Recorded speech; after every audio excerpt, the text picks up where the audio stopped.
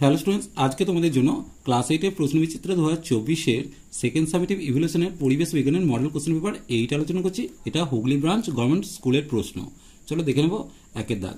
সঠিক উত্তরটি নির্বাচন করো। এখানে তোমাদের 5টা এমসিকিউ প্রশ্নের উত্তর করতে হচ্ছে। একের কোশ্চেন, যে পদ্ধতিতে কোনো মাধ্যমের কণা স্থানচ্যুত হয়ে তাপের সঞ্চালন ঘটায় তাকে বলা হয়। তাহলে এখানে যেহেতু স্থানচ্যুত হচ্ছে তাই এটা পরিচালন পদ্ধতি হবে, অর্থাৎ বিয়ের উত্তরটা সঠিক হবে। দুয়ের কোশ্চেন, দেখো কিউপ্রিক অক্সাইডের সাথে হাইড্রোজেন বিক্রিয়ায় ধাতব কপার এবং জল বিক্রিয়ায় জারক হলো। দেখো এখানে একটু খেয়াল করবে, কপারের মাথা থেকে কপারের মাথা, এটা হচ্ছে যেহেতু অক্সিজেন অপসারিত হচ্ছে তাই এটা বিজারণ। তাহলে যে পদার্থ বিজারিত হচ্ছে সেই পদার্থটা হচ্ছে জারক, অর্থাৎ কিউপ্রিক অক্সাইড কি হচ্ছে হাইড্রোজেনকে জারিত করছে, তাই কিউপ্রিক অক্সাইড হচ্ছে জারক পদার্থ। তাহলে এক্ষেত্রে এর উত্তরটা সঠিক। একটু মৃদু তড়িৎ বিশ্লেষ্য হলো অ্যাসিটিক অ্যাসিড। এরপর চারেরটা, ইঁদুরের থেকে মানুষের দেহে সংক্রামিত হয় প্লেগ, অর্থাৎ বিয়ের উত্তরটা সঠিক। অজৈব সার মাটিতে যে 3টি মৌলের ঘাটতি পূরণ করে তা হলো এনপিকে, অর্থাৎ নাইট্রোজেন, ফসফরাস এবং পটাশিয়াম। তাহলে সি এর উত্তরটা সঠিক। এরপর দেখো দুয়ের দাগের কোশ্চেনগুলো শূন্যস্থান পূরণ করতে বলেছে। বস্তু দ্বারা গৃহীত বা বর্জিত তাপ ডেল্টা কিউ সমান এম এস ডেল্টা টি। এখানে এম এবং ডেল্টা টি দ্বারা বোঝানো হয়েছে যথাক্রমে এম হচ্ছে বস্তুর ভর, তাহলে এখানে বস্তুর ভর লিখলাম, আর এটা হচ্ছে ডেল্টা টি হচ্ছে তাপমাত্রার পরিবর্তন বা উষ্ণতার পরিবর্তন। আমি এখানে তাপমাত্রার পরিবর্তন করে দিলাম, তাপমাত্রার পরিবর্তন। এরপর দেখো ব্যাটারির দুয়ের কোশ্চেন আছে, হাইড্রোজেন পারঅক্সাইড থেকে অক্সিজেন তৈরির ক্ষেত্রে ড্যাশকে অনুঘটক হিসেবে ব্যবহার করা। উত্তর হবে হাইড্রোজেন পারঅক্সাইড থেকে অক্সিজেন তৈরির ক্ষেত্রে আমরা ম্যাঙ্গানিজ ডাইঅক্সাইড অর্থাৎ MnO2 কে অনুঘটক হিসেবে ব্যবহার করা হয়, তাহলে এখানে MnO2 লিখে দিলাম। এরপর দেখো ব্যাটারির পজিটিভ প্রান্তে যুক্ত তড়িৎদ্বারকে, দেখো এক্ষেত্রে ব্যাটারির পজিটিভ প্রান্ত, তাহলে সেখানে অ্যানায়নগুলো আসবে অর্থাৎ অ্যানোড। তাহলে পজিটিভ তড়িৎদ্বারকে কি বলবো, অ্যানোড বলবো। তাহলে এই জায়গাটা তোমরা অ্যানোড লিখবে। আর নেগেটিভ প্রান্তে যুক্ত তড়িৎদ্বারকে ক্যাথোড বলবো, তাহলে এই জায়গাটা তোমরা ক্যাথোড লিখছো। যক্ষা রোগের জন্য দায়ী ব্যাকটেরিয়ার নাম হচ্ছে মাইকোব্যাকটেরিয়াম টিউবারকিউলোসিস, তাহলে এই জায়গাটা লিখে দিচ্ছি মাইকোব্যাকটেরিয়াম টিউবারকিউলোসিস।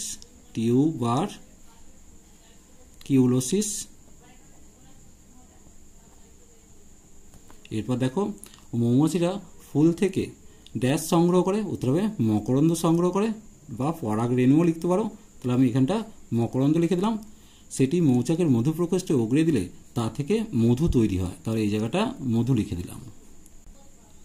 এরপর দেখো 3 দাগ, নিয়মিত প্রশ্নগুলি উত্তর দিতে বলেছে। ভারতবর্ষের চায়ের চাষ কোথায় হয়? দেখো আসাম হচ্ছে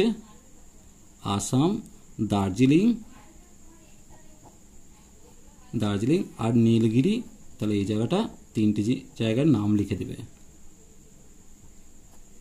এরপর দেখো গ্যালভানাইজড লোহা কি না জিঙ্ক প্রলিপ্ত লোহা, বা লোহার উপর জিঙ্কের প্রলেপ দেওয়াকে গ্যালভানাইজড লোহা বলে। তাহলে আমি এখানে জিঙ্ক প্রলিপ্ত লোহা লিখে দিলাম, জিঙ্ক প্রলিপ্ত লোহা।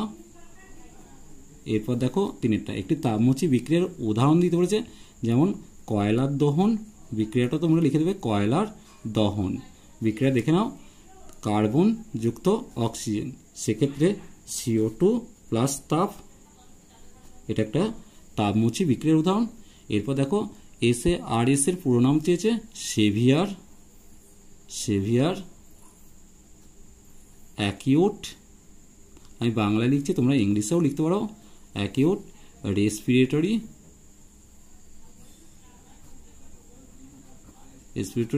সিনড্রোম। এরপর দেখো বাষ্পায়ন কাকে বলে? তরলের উপরিতল থেকে ধীরে ধীরে বাষ্পে পরিণত হওয়ার ঘটনাকে বাষ্পায়ন বলে।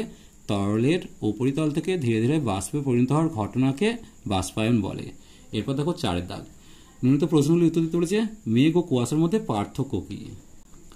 দেখো মেঘের ক্ষেত্রে লিখবে, মেঘ কি হচ্ছে দিন বা রাতে সবসময় হচ্ছে দেখা যেতে পারে, আর কুয়াশা শুধুমাত্র শীতকালে ভোরবেলায় কুয়াশা দেখা যায়, যেটা বেলা বাড়ার সঙ্গে সঙ্গে অদৃশ্য হয়। তাহলে মেঘ হচ্ছে দিন বা রাতে সবসময় সৃষ্টি হতে পারে। আর কুয়াশা হচ্ছে শীতকালে ভোরবেলায় কুয়াশা দেখা যায়, দিন বাড়ার সাথে সাথে অদৃশ্য হয়। এটা একটা পার্থক্য। আর 2 নম্বর পার্থক্য হচ্ছে, দেখো মেঘের ক্ষেত্রে ভূপৃষ্ঠ থেকে জলীয়বাষ্প ওপরের দিকে উঠে গিয়ে ধূলিকণার সাথে মিশে মেঘ তৈরি হচ্ছে। তাহলে ভূপৃষ্ঠের ওপরে অর্থাৎ ঊর্ধ্বাকাশে মেঘ সৃষ্টি হয়। আর কুয়াশা হচ্ছে ভূপৃষ্ঠের কাছাকাছি শীতল বায়ু ঘনীভূত হয়ে কুয়াশা তৈরি করে। তাহলে ভূপৃষ্ঠের কাছাকাছি কুয়াশা দেখা যায়, আর ভূপৃষ্ঠ থেকে ওপরে অর্থাৎ আকাশে ঊর্ধ্বাকাশে মেঘ দেখা যায়। এই দুটো পার্থক্য তোমরা লিখবে। এরপর দেখো, বরফের টুকরোর মধ্যে গর্ত করে জল রাখলে ওই জল জমে বরফ হয় না কেন? এটা তোমরা বইয়ের 35 পাতায় পেয়ে যাচ্ছ। দেখে নেবে না, 0 ডিগ্রি সি উষ্ণতার জল থেকে তাপ শোষণ করতে পারবে, 0 ডিগ্রি উষ্ণতার জল থেকে তাপ শোষণ করতে পারবে সেই বস্তু যার উষ্ণতা 0 ডিগ্রি সি কম। বরফের টুকরোর মধ্যে গর্ত করে জল রাখা হলে তার উষ্ণতা প্রথমে ঘরের উষ্ণতার সমান ছিল, অর্থাৎ 0 ডিগ্রি সি এর বেশি। জল কিছুটা বরফ জল থেকে, এখান থেকে লিখবে কিছুটা বরফ জল থেকে তাপ নিয়ে গলে যাবে, কিন্তু বরফের উষ্ণতা 0 ডিগ্রি সি থাকবে। জল থেকে তাপ চলে যেতে যেতে এক সময় জলের উষ্ণতা হবে 0 ডিগ্রি সি। এবার জল ও বরফ দুটোরই উষ্ণতা 0 ডিগ্রি সি। জল থেকে বরফ আর তাপ শোষণ করতে পারবে না। জল যেহেতু লিনতাপ বর্জন করতে পারবে না, তাই তা কঠিনও হবে না। এরপর দেখো, অনুঘটকের একটি বৈশিষ্ট্য লিখে একটি জৈব অনুঘটকের নাম লিখতে বলেছে। অনুঘটকের একটি বৈশিষ্ট্য হচ্ছে, অনুঘটক রাসায়নিক বিক্রিয়ার বেগ বাড়ায়। তাহলে রাসায়নিক বিক্রিয়ার